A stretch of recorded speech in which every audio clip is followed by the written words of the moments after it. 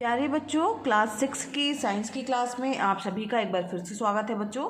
और हम पढ़ रहे थे इकाई 10 स्वास्थ्य एवं स्वच्छता। इसके पहले की वीडियो क्लासेस में बच्चों हम लोगों ने ये चैप्टर पूरा कंप्लीट कर लिया है और इसके अभ्यास प्रश्नों को करना स्टार्ट कर दिया था। बच्चों, अभ्यास प्रश्नों में हम लोगों ने प्रश्न नंबर 4 के खाद तक के प्रश्न हम हल कर चुके हैं और आज हमें स्टार्ट करना है प्रश्न नंबर 4 के गा प्रश्न से। आइए देखते हैं गा प्रश्न क्या है। इसका बच्चों गा प्रश्न दिया हुआ है, शौच हेतु शौचालय का प्रयोग न करने पर क्या क्या हानियां हो सकती हैं। यानी अगर हम शौच के लिए शौचालय का प्रयोग ना करें, खुले पे जाएं, तो क्या क्या हानियां हो सकती हैं। तो चैप्टर पढ़ते समय बच्चों हम लोगों ने इस पर चर्चा की थी, अच्छे से समझाया गया था कि क्या क्या हानियां हो सकती हैं। तो ये बच्चों हम लोगों ने जब पढ़ा था तो उसमें खुले में शौच करने के दुष्प्रभाव जो थे वही हैं। तो जल स्रोतों में संक्रमण हो जाएगा, जिसके कारण पानी जो होगा क्या होगा, पीने योग्य नहीं रह जाएगा ना, खुले में अगर हम शौच करेंगे तो। और मनुष्य को कृमि संबंधी रोग हो सकते हैं, खास तौर पर बच्चों के स्वास्थ्य पर ज़्यादा प्रभाव पड़ता है। साथ ही बच्चों सड़क के किनारे झाड़ियों के बीच में अगर हम शौच करते हैं तो उस समय जो है बच्चों सांप और कीड़ों मकोड़ों का भी भय बना रहता है ना। तो ये भी हमारे पास एक जो है कारण है जिसके कारण हमें खुले में शौच नहीं करना चाहिए। और बरसात के मौसम में अगर हम बाहर जाकर शौच करते हैं तो संक्रमण का खतरा और अधिक रहता है। खुले मैदान में जो है जो पड़ा हुआ मलमूत्र है वो वर्षा के साथ बह जाएगा और नदी तालाब में चला जाएगा, जिससे संक्रमण जो है वो क्या होगा, और ज़्यादा बढ़ सकता है। बच्चों, घरों में शौचालय ना होने से जो है वो महिलाओं एवं लड़कियों को जो है खुले में अगर वो जा रही हैं तो उनके लिए असुविधाजनक भी है और साथ ही बच्चों असुरक्षित भी है। ठीक है, तो इसलिए हमें शौचालय का ही प्रयोग करना चाहिए।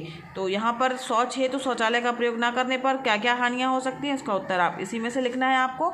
आइए देखते हैं क्या लिखेंगे बच्चों।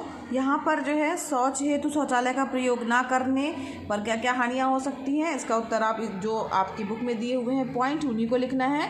तो आप शौच हेतु शौचालय का प्रयोग ना करने पर निम्न हानियाँ हो सकती हैं, लिख लीजिएगा। पहला पॉइंट है इसका, जल स्रोतों में संक्रमण होता है जिससे पानी पीने योग्य नहीं रह जाता है।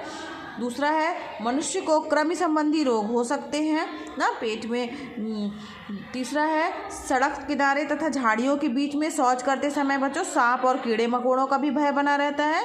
और चौथा पॉइंट है इसका, बरसात के मौसम में बाहर शौच करने से संक्रमण का खतरा और बढ़ जाता है और खुले मैदान में पड़े मलमूत्र जो है वर्षा के जल के कारण बहकर नदी तालाब आदि में मिल जाते हैं, जिससे संक्रमण क्या होता है बच्चों, और भी बढ़ जाता है। और इसका लास्ट पॉइंट है कि अगर घर में शौचालय नहीं होगा तो क्या होगा, महिलाओं एवं लड़कियों को खुले में शौच जाना पड़ता है जो कि असुविधाजनक होता है एवं असुरक्षित भी होता है। तो ये आप इसका उत्तर लिख लीजिएगा। आगे बढ़ते हैं नेक्स्ट प्रश्न की ओर। अगला प्रश्न है बच्चों, वातावरण या सार्वजनिक स्वच्छता का क्या महत्व है, स्पष्ट कीजिए। तो वातावरणीय या सार्वजनिक स्वच्छता, उसका क्या महत्व है हमारे जीवन में, उसे हमें बताना है। तो चैप्टर पढ़ते समय हम लोगों ने इसकी चर्चा की थी। तो इसके लिए बच्चों हम लोगों ने पढ़ा था कि जो स्वस्थ जीवन के लिए व्यक्तिगत स्वच्छता के साथ साथ सामाजिक स्वच्छता का भी ज्ञान अत्यंत आवश्यक है। और सामाजिक स्वच्छता से क्या तात्पर्य है, हमारे आस पड़ोस की स्वच्छता, यानी आसपास के वातावरण की संपूर्ण सफाई जो है वो सामाजिक या सार्वजनिक स्वच्छता है। इसके अंतर्गत बच्चों क्या करते हैं कि गलियों सड़कों की साफ सफाई, नदियों तालाबों व जलाशयों की साफ सफाई, सार्वजनिक स्थल जैसे अस्पताल, रेलवे स्टेशन, विद्यालय, पार्क जो है उन सब की स्वच्छता जो है वो भी आवश्यक है। साथ ही बच्चों हमें कूड़ा करकट वगैरह इधर उधर नहीं फेंकना चाहिए, बल्कि अपने नियत स्थान पर डालना चाहिए। और अगर हम जिसके कारण वातावरण जो है, इस कारण वातावरण में अनेक प्रकार के रोगाणु उत्पन्न हो जाएंगे। अगर हम खुले में शौच करेंगे, कूड़ा कचरा जो है इधर उधर फेंक देंगे तो इसलिए फेंके गए कूड़े कचरे पर मच्छर मक्खियाँ जो है वो पनपेंगे और यही मच्छर मक्खियाँ जो हैं वो अपने साथ जीवाणु एवं विषाणुओं को भी एक स्थान से दूसरे स्थान तक ले जाएंगे और जिससे हम बीमार हो जाएंगे ना। तो इसलिए जो है वातावरणीय या सार्वजनिक स्वच्छता जो है अत्यंत ही आवश्यक है। तो यहीं से इसी के अंतर्गत जो है हमको बच्चों इसका उत्तर लिखना है। आइए देखते क्या लिखेंगे। तो बच्चों इसका उत्तर आप लिख लीजिएगा कि आसपास के वातावरण की पूर्ण सफाई ही सामाजिक या सार्वजनिक स्वच्छता है।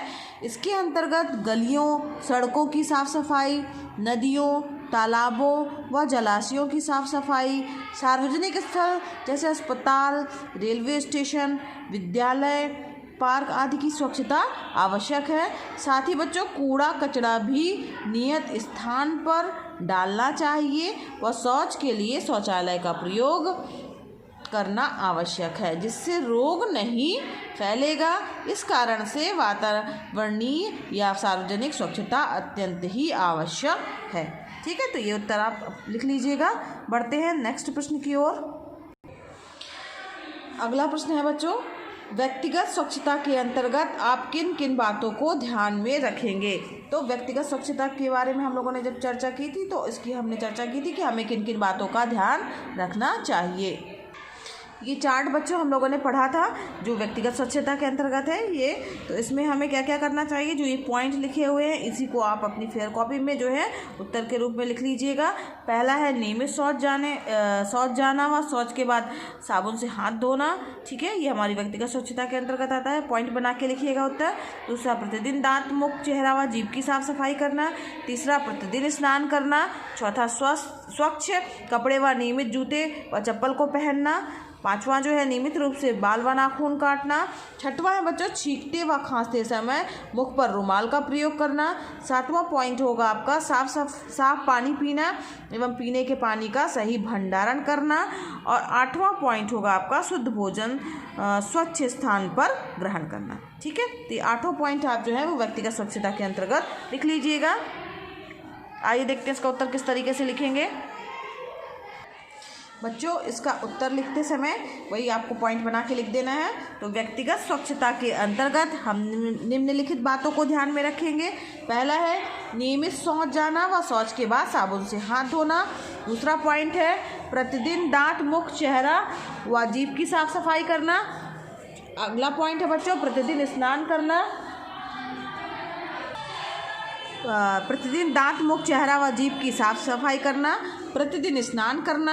अगला पॉइंट है बच्चों स्वच्छ जो है कपड़े व नियमित, स्वच्छ से क्या तात्पर्य है, साफ सुथरे कपड़े व नियमित जूते व चप्पल को पहनना। नियमित रूप से बाल व नाखून को काटना। छींकते या खांसते समय जो है मुख पर रुमाल का प्रयोग करना। और इसके बाद सातवां पॉइंट है साफ पानी पीना एवं पीने के पानी का सही भंडारण करना। और आठवां और अंतिम पॉइंट है शुद्ध भोजन स्वच्छ स्थान पर, यानी स्वच्छ मतलब साफ सुथरे स्थान पर बैठ करके ग्रहण करना। तो ये हमारी व्यक्तिगत स्वच्छता के अंतर्गत आता है और इन बातों को हमें ध्यान में रखना चाहिए। बच्चों आज के लिए बस इतना ही। और इसके आगे का जो पांचवा प्रश्न है टिप्पणी लिखने वाला वो हम नेक्स्ट वीडियो क्लास में हल करेंगे। आप अपनी फेयर कॉपी में इन प्रश्नों के उत्तर साफ सुथरी राइटिंग में लिख लीजिएगा। और बच्चों अगर पढ़ाना पसंद आ रहा हो तो वीडियो को लाइक कीजिएगा। चैनल पर नए हैं बच्चों तो चैनल को सब्सक्राइब कीजिए। ये वीडियो क्लासेस एकदम फ्री हैं, निःशुल्क हैं। आप भी इसका लाभ लीजिए, दूसरे बच्चों को भी शेयर कीजिए ताकि वो भी इसका लाभ ले सके। धन्यवाद बच्चों, मिलते हैं नेक्स्ट वीडियो क्लास में।